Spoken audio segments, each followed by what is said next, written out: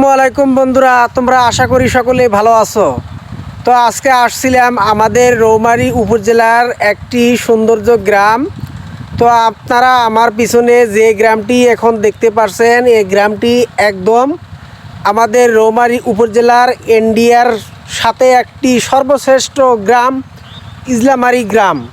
অর্থাৎ এটা আপনার ইসলামারী গ্রামের পাশে একটি গ্রাম, অর্থাৎ এটাকে ইসলামারী ধরে। তো এই গ্রামের নাম অর্থাৎ বন্ধুস্বর। তো এখানে এসেছি আমি, আপনারা দেখতে পাচ্ছেন এখানে প্রকৃতিটা খুব সৌন্দর্য। আপনারা এই যে এই পাশে দেখতে পাচ্ছেন পিছনে সৌন্দর্য একটা মেঠোপথের একটা রাস্তা। তো এই পাশে আপনারা দেখতে পাচ্ছেন ফসলি ধান ক্ষেত।